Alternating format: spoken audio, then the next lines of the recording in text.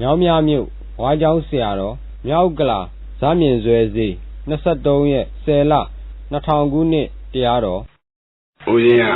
ကစာပေကျမ်းကမတတ်စကားပြောတဲ့အခါမှာစာတတ်လို့ရှိရင်ပြောလို့ကောင်းတာပေါ့ဗျာစာဘာမှမတတ်ငယ်စဉ်တောင်ကြီးကအမိအဖကမသင်ခဲ့လို့ဦးဇင်းမတတ်တာပါစာကိုပယ်တာမဟုတ်ဘူးကိုမတတ်တာပြောတာကိုဒီစာတွေမဖတ်တတ်တော့ဝိနည်းသုတ်တံဒါတွေကိုကြားတော့ကြားဘူးမဖတ်တတ်နော်စာကိုပယ်တာမဟုတ်ဘူးဦးဇင်းကအဲ့ဒီတော့သဘောလေးဦးဇင်းပြောပြပါကံတရားတဲ့သူကဇန်တရားတဲ့ဉာဏ်တရားတဲ့ဒီလိုရေးထားပါလေလူကြီးတွေပြောပြလို့ဦးဇင်းဒါလေးတွေသဘောတော့ပြောပြပါအဲ့ဒီတော့ဒီကံတရားဟာဘုရားဟောသွားတယ်စာထဲမှာရှိပါတယ်သဗ္ဗေအလုံးစုံသောသင်္ခါရအနိစ္စတဲ့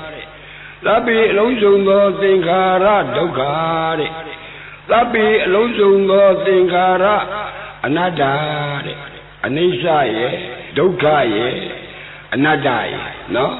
အနိစ္စဒုက္ခအနတ္တဒါဘာကိုဟောတယ်လဲ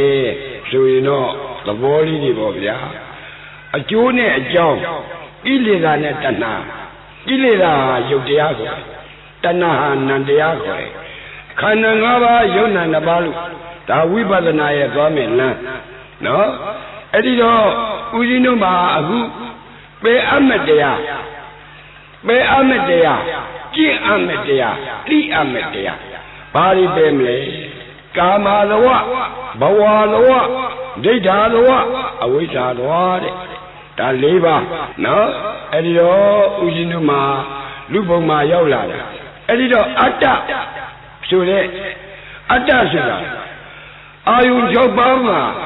အဲ့ဒီအာယုံ6ပါးမှာအခုဖြစ်နေတဲ့ကိစ္စတွေပဲဒါလောကီအာယုံတွေခေါ်တဲ့လောကီအာယုံတွေခေါ်တဲ့ကဒါအနုတ္တယခေါ်အာယုံနဲ့မနောအဲ့ဒီတော့စက္ကုနဲ့မနောနာသောတနဲ့မနောနတ်သာနဲ့မနောဇီဝနဲ့မနောကိုနဲ့မနောဒါအပြင်အာယုံနဲ့အတွင်းအာယုံနဲ့ပေါင်းတဲ့အတ္တဒါအာယုံကိုယူထားတဲ့အာယုံ၅ပါးကိုယူထားတာအဲ့ဒါအတ္တလို့ခေါ်တယ်အတ္တဆိုတာအာယုံ6ပါးမလွတ်ဘူးအဲ့ဒီအာယုံ6ပါးမှာအယူမှားတာတဲ့အယူမှားတာတဲ့အမှတ်မှားတာတဲ့အစွဲမှားတာတဲ့အဲ့ဒါဒိဋ္ဌိအာယုံကိုယူထားတာနော်ဒါဒိဋ္ဌိကာနိခေါ်တဲ့အာယုံကိုမလွတ်ဘူးအာယုံလွတ်တာက